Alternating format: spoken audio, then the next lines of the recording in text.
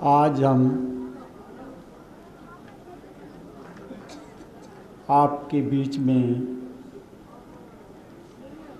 शहीद साहब की मज़ार पर आए हैं। सालाना कार्यक्रम में लखनऊ में हमें स्वामी जी ने बताया कि यहाँ आना बहुत ज़रूरी है, आपको चलना है। मेरा इरादा भी नहीं था। जब शहीद साहब की बात हुई और ये किताब ले रहे थे तो उसको पढ़कर मैंने दिल से महसूस किया कि यहाँ पर आना बहुत अति आवश्यक है। मैं आपको ज़्यादा तफसील से तो ना मैं जानता हूँ, ना मैं इस समय बताना उचित समझता हूँ। सिर्फ दो बातें आप लोगों को अपनी बताऊंगा कि इस समय जो मुल्क के हालात हैं, जो आज मैं मज़ार पे देख रहा हूँ साहब की, जो यहाँ बातें हो रही हैं, जो सच्चाई थी उसको पेश किया जा रहा है, इसके संदर्भ में मैं ये कहना चाहूँगा कि जो शहंशाह हिंदुस्तान में आए और यहाँ के मुल्क पर काबिज हुए, ये घटना बताती है, शहीदी बताती है कि उन्होंने कितने गंभीर जुल्म किए।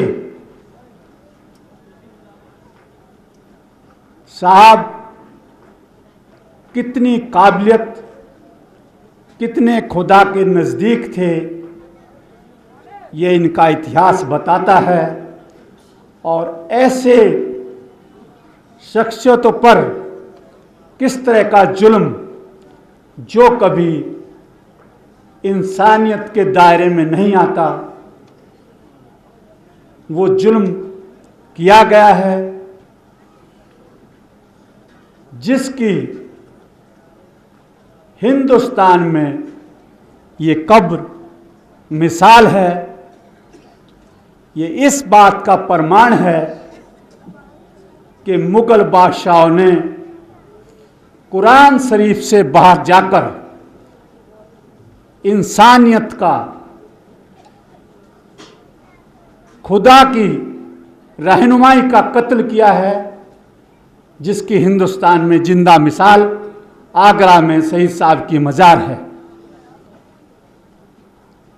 अभी इस समय मुल्क में राम मंदिर की, अयोध्या मंदिर की बात चलती है। मैं भी 6 महीने से इस बात पर अध्ययन करके राम मंदिर के लिए काम कर रहा हूँ। आगरा वो जगह है जैसे साहब की मज़ार पूरी दुनिया में मिसाल पैदा कर रही है।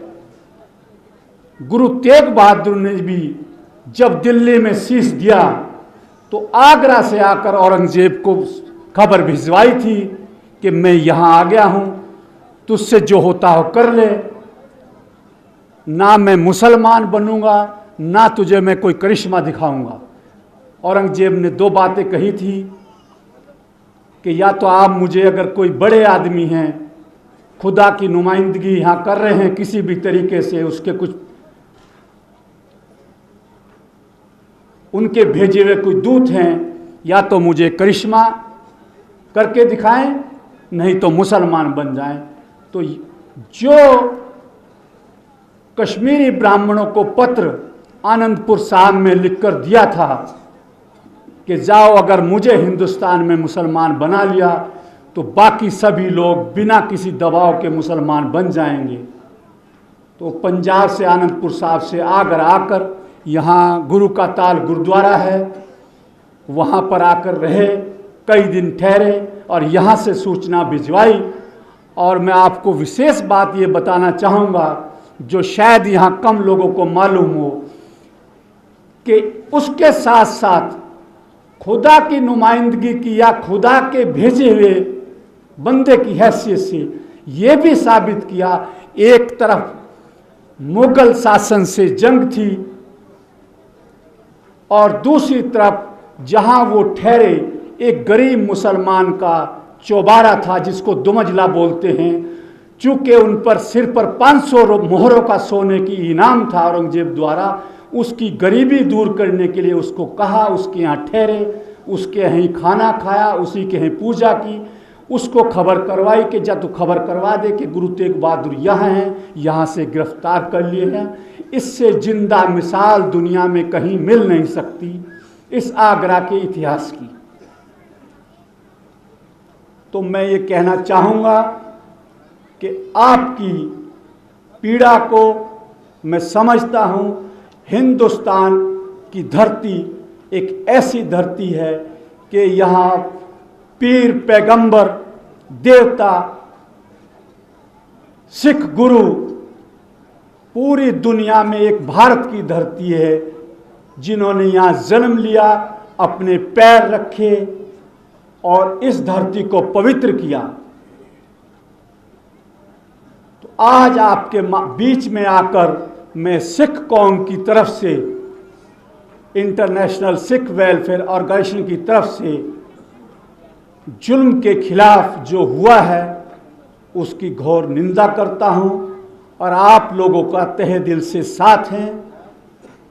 और जो आप यहाँ बता रहे हैं इसकी सत्यता में प्रमाण की कोई आवश्यकता नहीं है। ये सबको रोशनी दिखाई देती है, जैसे सूरज निकलता है ऐसे ही कब्र उस सच्चाई को उगल रही है कि किन जालिमों ने क्या जुल्म कहाँ कहाँ किन लोगों पे किए।